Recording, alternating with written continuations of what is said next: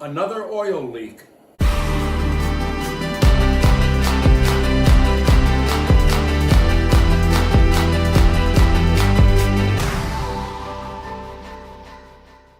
Welcome to Robert's British Cars, and as you can see, I've got the nose open on the Spitfire. We have an oil leak on the timing chain cover seal. So we're going to replace that today. This is not a complicated job, but I'm sure I can stretch it out to a 3-day ordeal. Let's take a look and see what we got going here. Well, as you can see, here is the timing chain cover, and right behind the dampener is the seal. That's what we're going to replace. One of my favorite things about Spitfires is that they are so easy to work on. What we're going to do is drain the coolant, then we're going to remove the radiator and the fan and the dampener pulley, take off the cover, and replace the seal. Let's get started. The first thing we're going to do is drain the coolant. So what I'm going to do is I'm going to put this little hose on the drain valve like that, open the valve, and drain the fluid into the pan.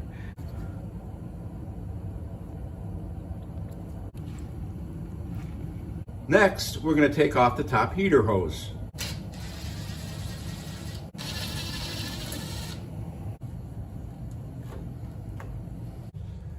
We got 4 bolts on the side of the radiator here.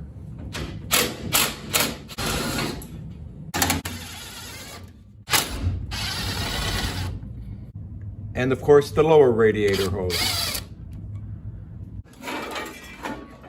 This is why I love my Spitfire. I don't love my joints. We'll pop off the fan belt here. Okay. The fan is out of the way. Now we're going to remove the dampener wheel. Right behind the nut, there's a washer with little bunny ears on it that we're going to have to bend out of the way. So now we're going to try to break that nut loose. The nut is loose. There's our nut. And there's our pulley. I don't know if this is right on all Spitfires, but I have 1, 2, 3, 4, 5 screws and 7 half-inch bolts. I'm going to start with the screws.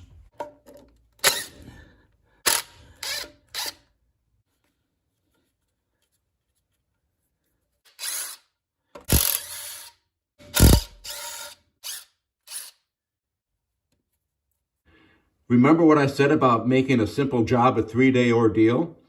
Well, I'd like to know, why is there antifreeze dripping out of my timing chain cover?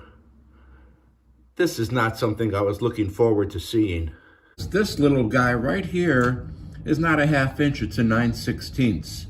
And the only way to get to that was with my 9/16 open to end wrench, because a socket or a box wrench wouldn't fit between the bolt and the timing chain cover. Let's see, which one of these is not like the other? Well, as you can see, they didn't skimp on the Permatex putting this cover on. This might take a while.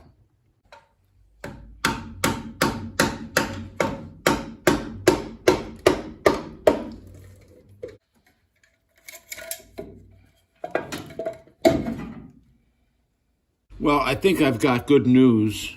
The antifreeze is leaking out of this hole, this bolt hole that goes into the water jacket.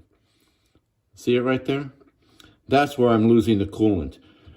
I was looking down the barrel of rebuilding a Spitfire 1296 engine there for a minute. Another interesting note, you can see here where I wedged in the screwdriver to pop off the timing chain cover. You can also see how this gasket is like glued on here with Gorilla Glue or something. So it's going to take me, forever to get this surface cleaned up enough for the new gasket. Looking at the other half, the timing chain cover, we can see that this gasket is going to take some doing to get cleaned up. Here's the seal we're going to replace. I'm going to worry about replacing that after I get the gasket material off this timing chain cover. Here's another good one.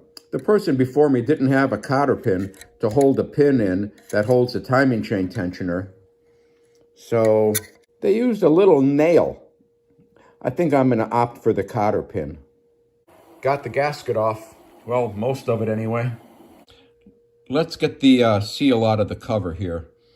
I'm going to just use this little screwdriver and gently tap.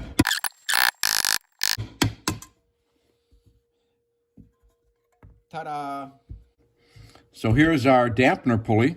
This is the surface here where the seal rides. This seal was riding like this. Just in case you were curious, here's the nail that was holding the pin that was holding the timing chain tensioner. There was no nail on the other side. We'll put a couple of cotter pins back in there when we reassemble it.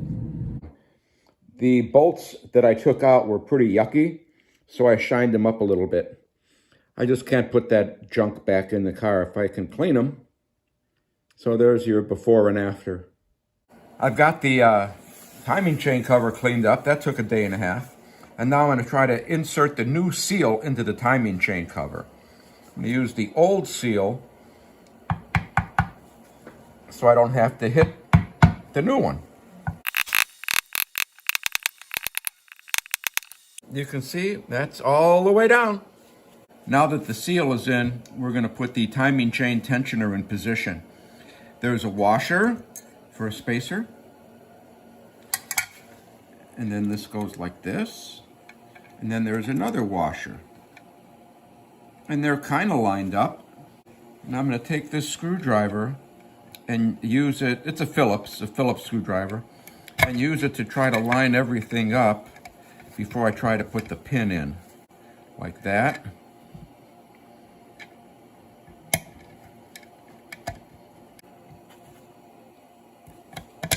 Boom. Now we'll try a cotter pin. I can do this like that. Push it through. And put the screwdriver like that and try to spread the cotter pin open. I bent that part a little bit and I don't think that's going to come out. I'm going to put this on here, a thin coat, and then I'm going to put the gasket on, and I'm not going to put any Permatex on the engine block, just on one side. So if you ever take this cover off again, the gasket will come off with the cover.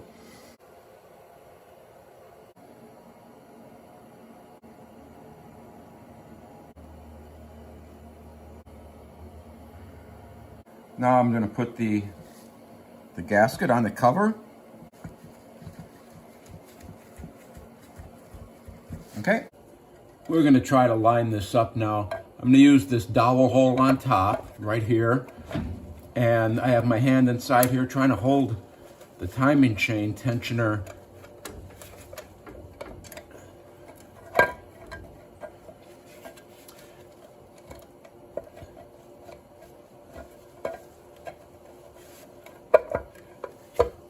Oh, okay. There we go. With that done, I have 2 bolts. So I'm going to put 1 bolt here to hold it in position. And I'm going to put another bolt, oh, here's a good place, right here, and hold it in position. Then we'll just put the rest of the bolts in and snug it up.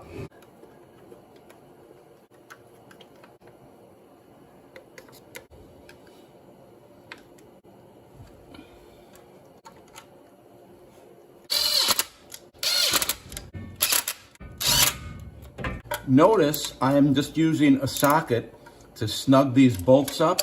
I'm not using the little impact driver because these do not have to be particularly tight. They all have to be snugged evenly, I think, and snug. Because there's no pressure behind this plate, just oil splashing around, and we want that gasket to do its job and not crush it.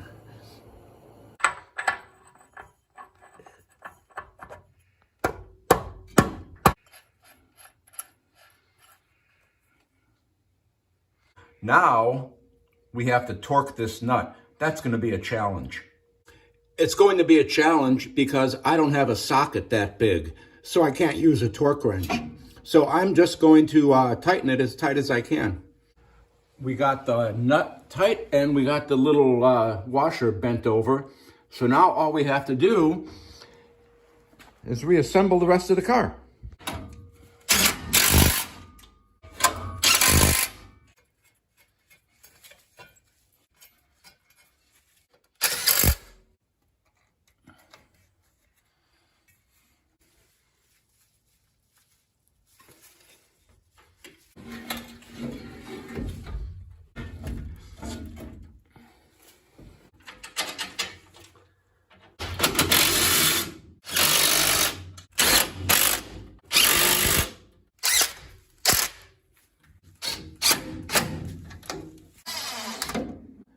I topped off the radiator for now, and I noticed as a little dribbled out the overflow runs in front of the radiator and it's held on with this little zip tie.